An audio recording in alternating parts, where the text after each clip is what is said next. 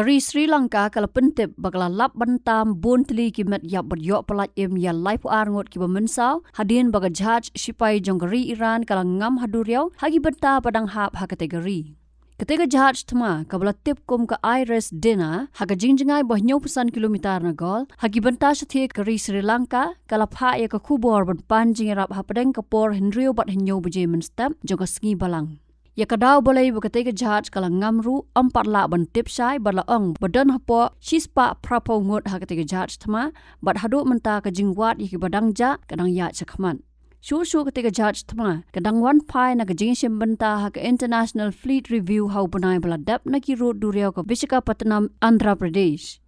Menteri Kambari Kari Sri Lanka Vijay Herat ulethu bak Shipai duriau Kari Sri Lanka kila yok priang ka kubor panjang rap bat kumta ka sorkar ka pha ye ki Jhad bat ki leng sun ban yaram laong baklam yu EEA ye ki jet ya pam ni ki leng sun yele thma hajan ga jaka bangam ketika Jhad thma hindrei la Suba bakala bande ka jingsha Siat hagi Submarine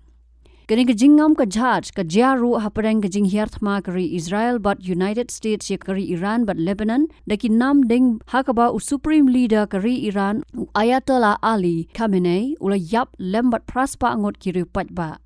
Shu kari Iran kaya kun persya daki drone bat ki nam ding yaki jingdan jing em kari United States bat kari Israel hakiri Gulf bat wan ra ru bon ka jing jular. Laang bahin riu ngot ki dekat ka US service kila yap bat bon ngot kila mensau.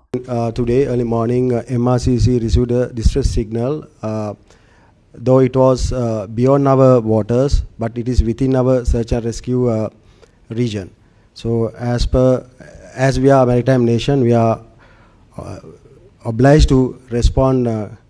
We are the first responders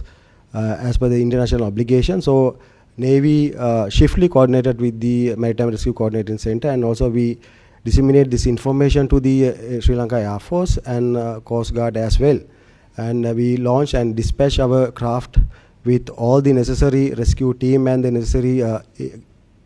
devices to render humanitarian assistance, and we reached up to that location and continue doing the search operation. So while doing search operation we found people floating on the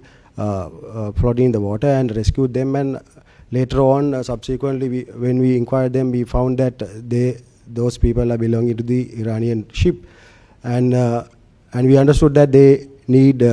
prompt medical attention, and we swiftly transferred them to the Karapitiya Teaching Hospital, and right now they are undergoing medical treatment. Habatin, pej bahagi kishab, kashab plus F. Ka plus F? Hakabam bangibam dunaki eki bataye kamet. Namar kata habathiru atau kau kamlu ka umpnyang kadut pej ya kashab plus F haka jingsom. Yaki nutrient kumki vitamin bat ka ayan la icon diat bat ka bathau bha kam khta ka dur jing ki mar bam ka jing mat lani ka rukom shed yaki balehi banai kita ka don ka we ka jing mentoy ba kongsan ka kot ka khia ka nutrition ba kham bha ka jing im ba kham bha pendon kam daki mar bam modon ka sharp plus F menta kasni lawan ra shapi ling ba ko office jong commissionerate of food safety Meghalaya.